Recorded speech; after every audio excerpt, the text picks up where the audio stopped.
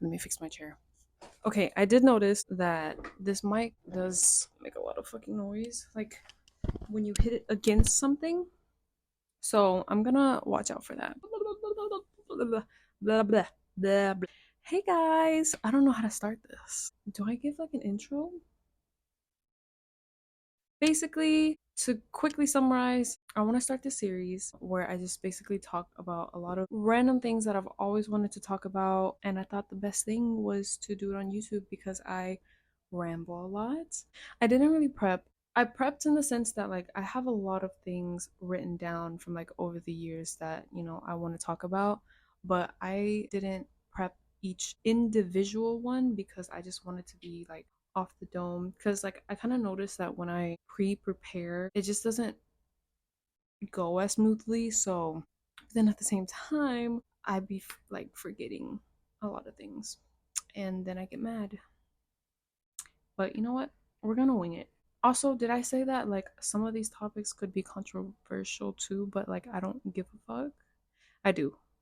I don't i don't and I do, in the sense that like whatever things that I decide to talk about like in these videos, my opinion is my opinion in the moment, from things that I've learned, knowledge that I've gained over time on whatever so topic. I am very open-minded, and I know that if I were to receive any other, new information about whatever, then like I can form new opinions. Like I'm not super set in my ways. I am, but like when it comes to keeping an open mind and like learning more, like I'm always gonna be open to it. Basically any topic that I decide to talk about, I'm just gonna talk about what's like the first thing that comes to mind, kind of like more conversation based.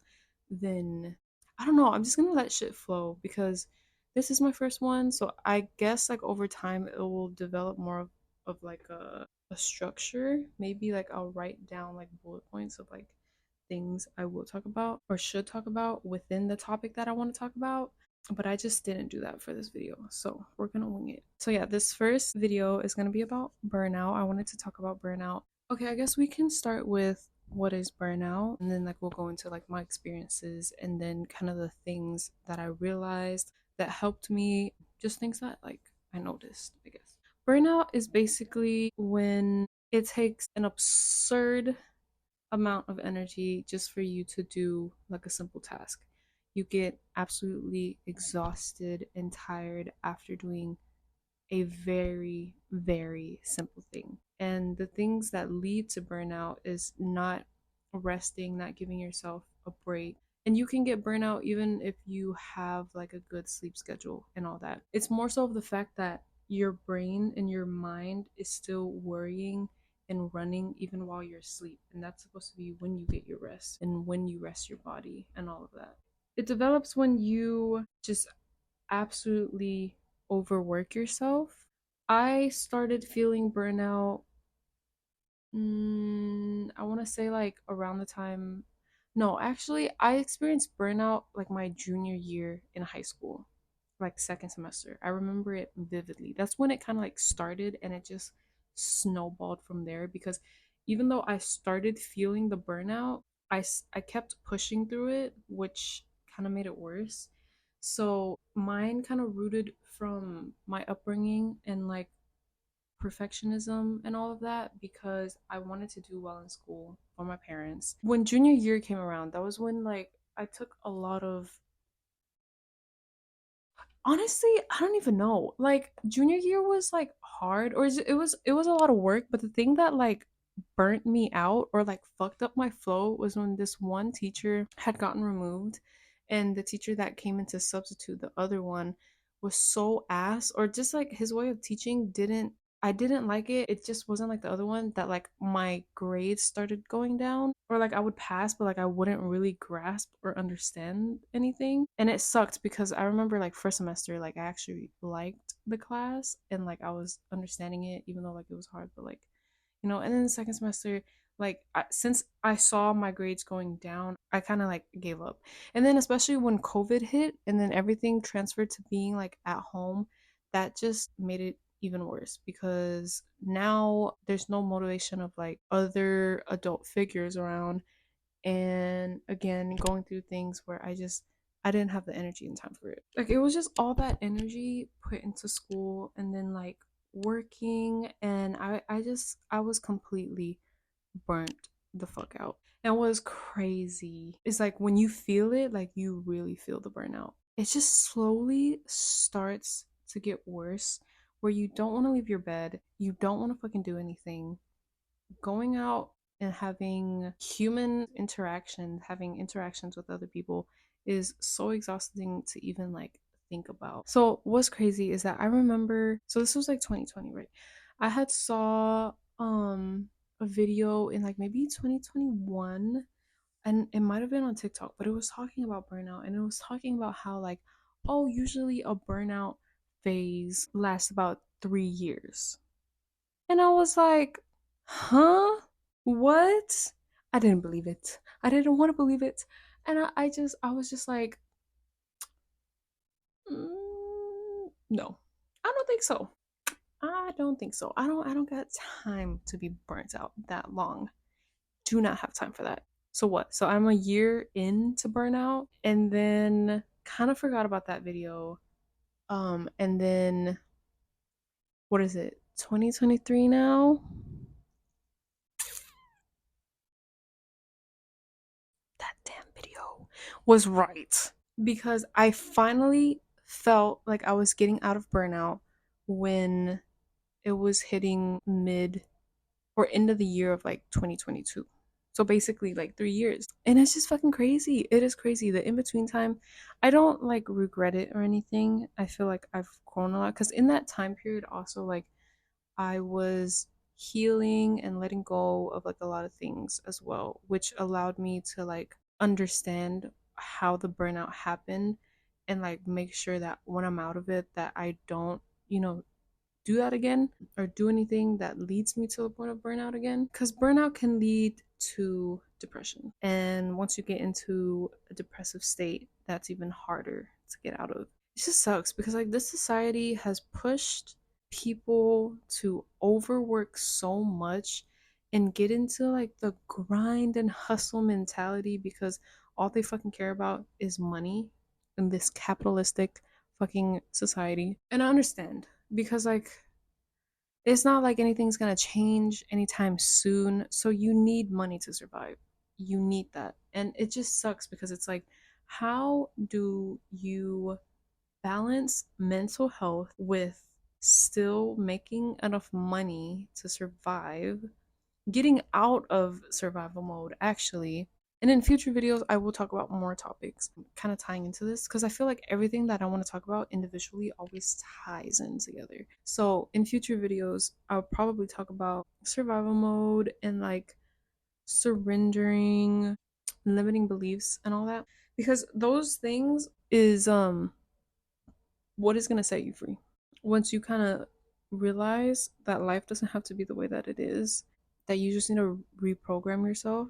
But yeah, my burnout rooted in my perfectionism and wanting to do everything right, correct, perfect. And what I kind of learned through that burnout that I was experiencing to kind of like lessen it, something that helped me regarding work is if anybody that is struggling with perfectionism, please listen to this. You don't have to do everything perfect. You don't have to do everything above and beyond. Just do the bare minimum. When it comes to a job that you're just doing because you're just doing it to like make money and it's not something that you're actually passionate about or a job that you actually like care about, just do what is required, what is enough. Don't go above and beyond unless you're trying to climb up like the ladder of whatever position that you're in.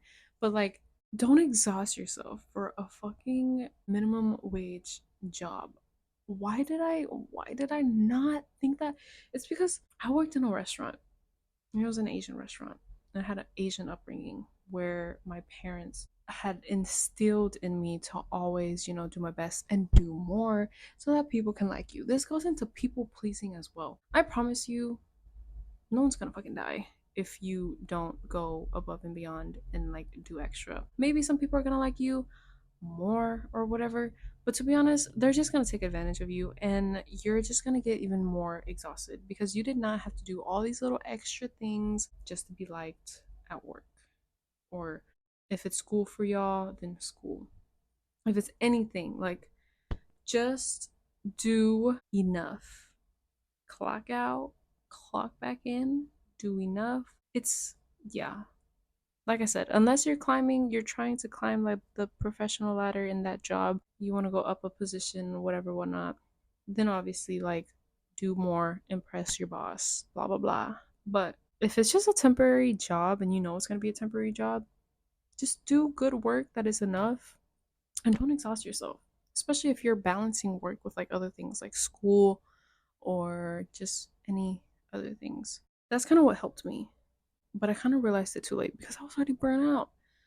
And I had to really, alongside with that, I had to really reprogram my brain into understanding that concept with other things as well. Because in school, I would always kind of like something about waiting till last minute to do everything gives you the motivation to do it more and to do it right and to just do it. So, kind of have academic trauma of like deadlines and shit, like making sure that things are done in time and done right. Something about that last minute pressure to finish everything is like what got me going in high school. Like I'll be given a whole, span of time to do something, but I'll wait until like the last few days to do it. And then it'll be some good ass work. But it's cause like I'm so used to being under pressure.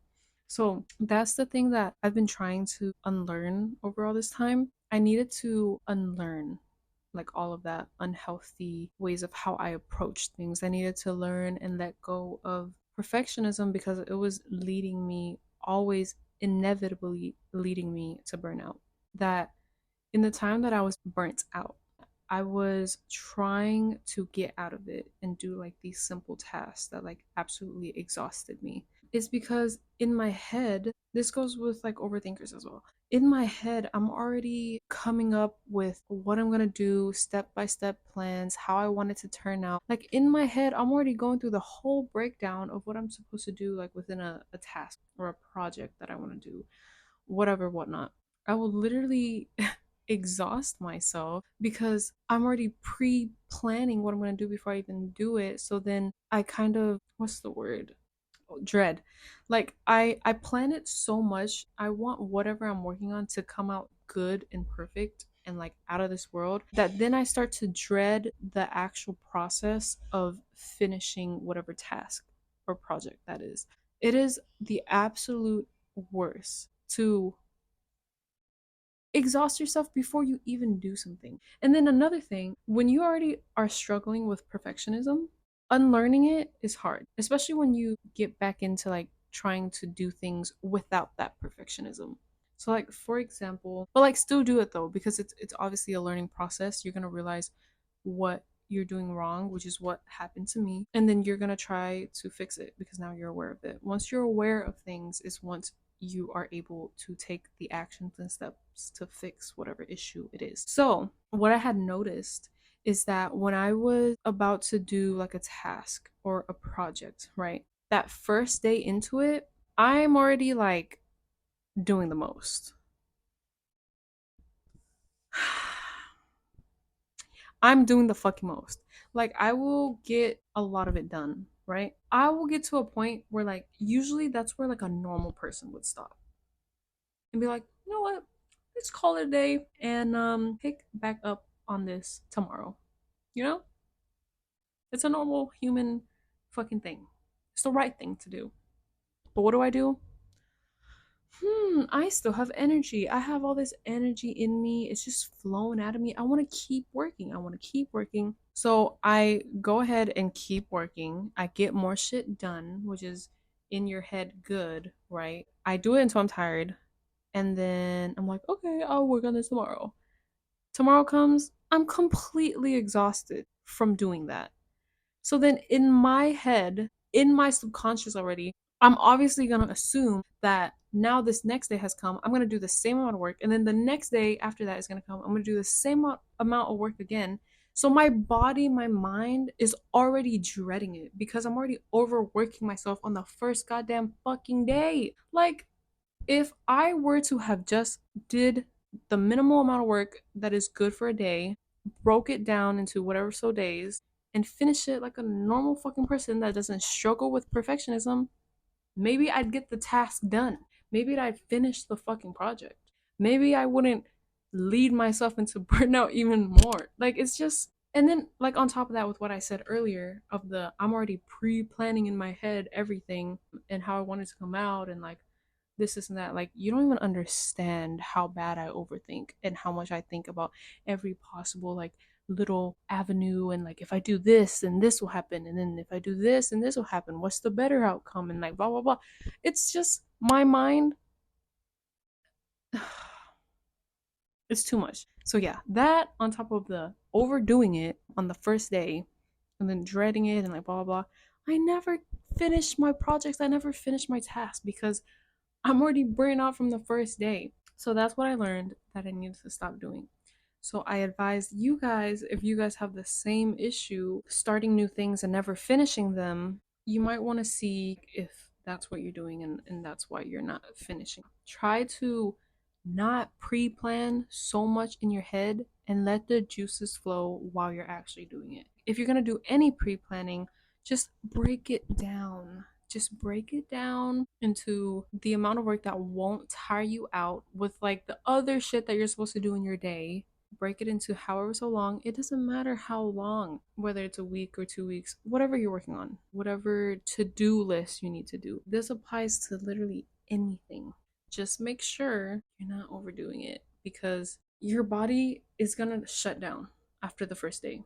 Because the first day, like I said, you're gonna have the energy and be like, oh my god, I finally have energy today. You get the ball rolling and you keep wanting to go because you just feel good. But no, you need to do enough, and then you need to let your body rest and you need to let your mind rest. Because otherwise, it's going to be a cycle of not finishing what you want to do. And then you're going to be mad at yourself for not finishing those tasks or whatever you wanted to do. And then you're just going to go into a spiral and be like, why do I always do this? And then you just throw yourself a pity party. And you don't want to do that. Alongside with that, before like the whole jumping into like doing things again or feeling like you can do things again, in order to get kind of like that ball rolling, I kind of forgot to mention, is like the way to get out of burnout as well, kind of like a depressive state too, is doing little tasks every day so that you get some sort of like dopamine release, fixing your bed or like making yourself breakfast, taking a shower, brushing your teeth, any little task, implement them little by little. Again, don't get to the point where you think you can add more tasks because you're just gonna burn yourself out again. Because you know that whole thing of like, oh my god, I hate this shit so much. But you know when like you start working out and you're on a roll for like 2 weeks, it's always fucking 2 weeks for some reason. It hits 2 weeks and then you stop. You like you miss a day and you're like, you know what, I can miss 2 days because people say that just don't miss 3 days or more or some shit like that. So you're like, oh no, I'll miss another day. And then you just keep missing days. And then you stop working out. So why did I bring that up? I'm sorry. I keep rambling. Oh, because I was trying to say just don't add too much because you're gonna reach a point, whether it's that 2 week mark or whatever, where you feel the burnout and then you completely stop everything once again, and then you have to take like another 1 or 2 weeks to kind of build up that energy again to start again. So the best way to approach it is just be very patient with yourself. Be patient with yourself. Take things slowly because I'm telling you, you know what they say, you know, the whole race with the turtle and the rabbit. Who won? The turtle. Mm-hmm. Yeah. Because again, this goes into many other things. Another thing of why I feel like this generation experiences a lot of burnout as well is because we don't want to repeat the mistakes that our parents made. So, on top of that, like parental pressure, like personal parental pressure coming from them, you have your own pressure that you put on yourself because you want to either make them proud or you just don't want to live a life that they did. And then you have societal pressure of how you're supposed to show up and where you're supposed to be at in life at a certain age and like all of this shit, which is all bullshit because everybody's on their own journey. And this goes for spirituality as well. The spiritual journey looks different for everyone. It's not all crystals and astrology and whatever, whatnot. It's literally just a journey of realization, healing, bettering yourself. And once you want to dive into other things like astrology and crystals and spiritual teachings and religion and philosophy and psychology, all of that, then you can. There's a lot of things in spirituality and it looks different for everybody. But for the most part, like if y'all haven't heard this quote enough, the human experience is a spiritual experience. We are all souls having a human experience. The best thing that you can do for yourself and inevitably for other people too is to take care of yourself first. It's so important. I kind of talked about the things you can like avoid, right? Or should avoid. Another important thing is like self-care, self-compassion. Kind of already said like having patience with yourself. All you need to worry about is taking care of yourself. Taking care of your mental health, treating yourself and not feeling guilty about it. Usually people that experience perfectionism and like burnout, people pleasing and all that, there are some that also experience guilt of not doing enough. Yeah, not doing enough, being perceived as lazy and all of that, which does happen a lot when you're in burnout because, like I said, the simplest task takes so much energy. So you end up not doing a lot of things. And if you still live with your parents or you just live with someone, whether it's a roommate, your significant other, if you don't have like a good relationship with them where you're able to talk about things, like it could get hard because they could just think that you're being lazy and all of that, but you're just struggling, you know. Okay, something that helped me. See, this is when I keep coming to like new topics I don't want to talk about that just all ties in together, but I can't do a whole fat video like that. I need to do everything like individually. So I don't know how I'm going to do that. But like something that helped me is like surrendering and letting go of control, letting go of an outcome that you think you want because that outcome is probably influenced by like what society wants and what you were raised growing up, so it's kind of like in your subconscious. You just kind of have to trust. Even if you don't believe in like a god, you're not spiritual, you just have to trust that everything is gonna work out for you as long as you take care of yourself and as long as you take inspired action. That's gonna be another video. Inspired action. You have to realize that no amount of worrying, literally no amount of worrying, is going to change any outcome, just except for the fact that it's going to completely exhaust you. If anything, it's gonna mess up your positive outcome because you're stressing yourself out. And that's gonna obviously negatively impact you if you let it. And that's gonna push you away from having like a more positive energy and vibration to attract like good things in, if that makes sense. The thing that helps me release like a lot of worry, you know, those videos where they're like, okay, take a deep breath, relax your eyebrows, relax your facial muscles. That works. Do that. But what helped me a lot alongside with that, usually when you're in a state of like stress and worry, you could physically actually like have your fist in a ball, your hand in a fist ball. What? But like this, right? Like you're holding on tight because you're worried. You kind of like, or you're holding on to like certain outcomes. It could symbolize that you're holding on to these worries. Just visualize like your fist kind of like letting go. You can do it in real life as well. Kind of like just visualize it and do this with your fingers, with your hand, and like take deep breaths. Really like breathe in and breathe out. release the worries and know that everything is going to be okay. Usually that really helps me to visualize the fist, kind of like, because it symbolizes, you know, surrendering and letting go. So it's good to be in like that energy space when you're trying to get out of burnout as well. It's a whole kind of like process of slowly implementing these things throughout time, and then you just get better. Another thing that helped me was getting off social media.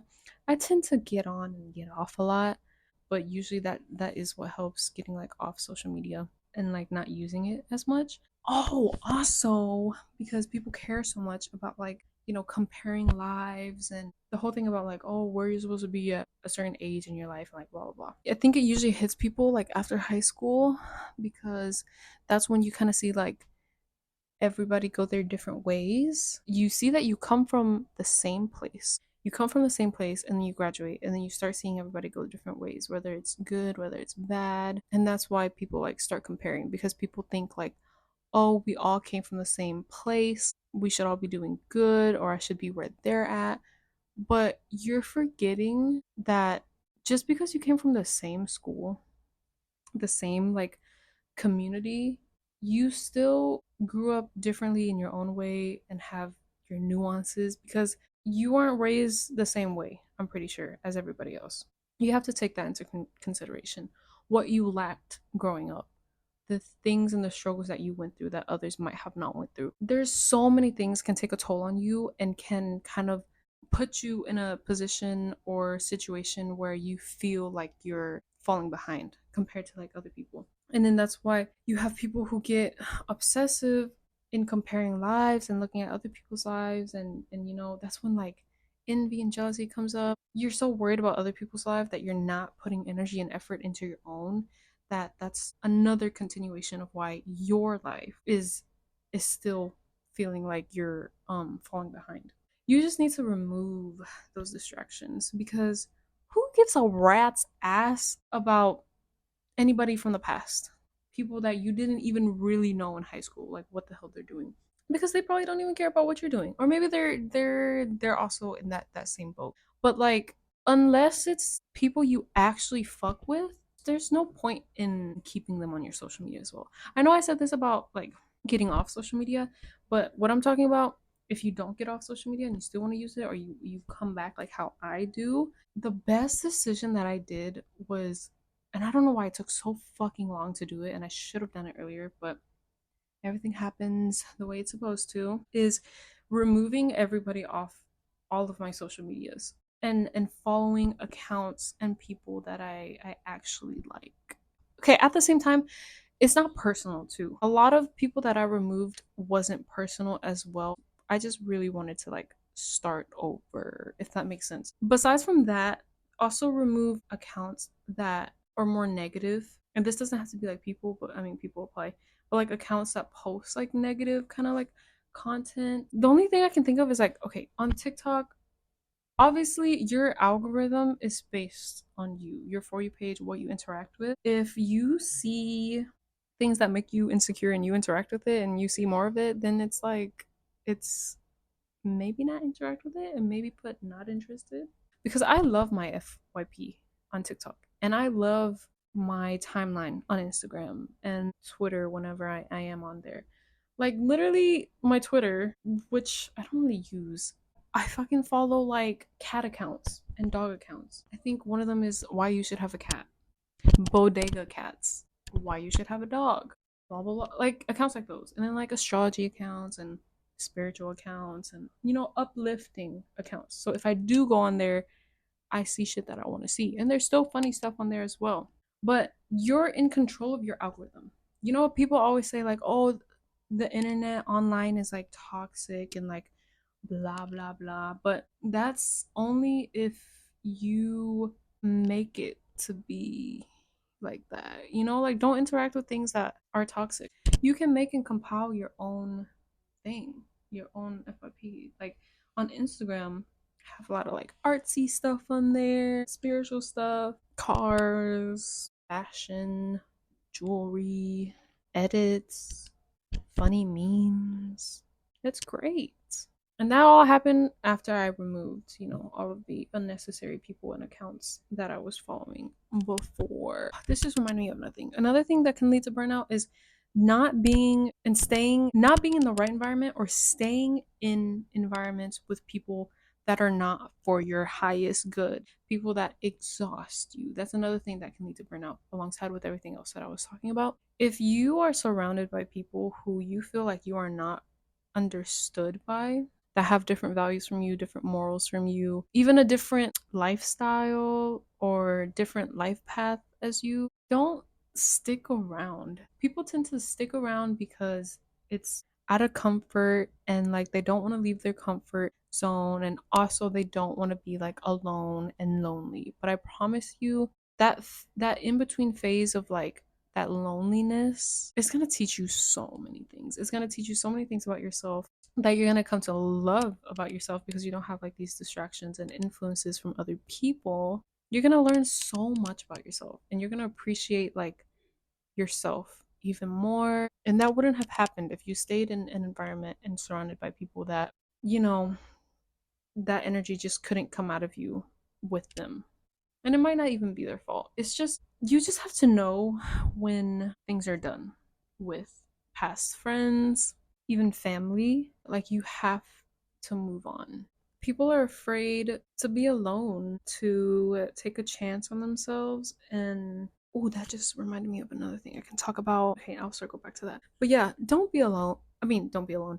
Don't be afraid to be alone or start, your healing journey. Once you take time by yourself and you really have the time and space to think and reevaluate everything, even though it is going to be tough sometimes because you are healing, you'll be reminded of a lot of things, you're going to realize a lot of things, and those things might bring up anger, sadness, hurt, resentment. Just you're going to get through it, you're going to push through it, and in the end you are going to come out better. You're going to come out more secure. You're going to come out more yourself. And when you're more yourself, you're going to attract people, places, and things that are actually aligned and meant to be with you. You know? Just don't be afraid. I'm going to talk about more of this when I talk about another topic that's about like outgrowing your surroundings, your community, your environment, your friends, and all that. I'll do like a separate video on that. Just don't be afraid.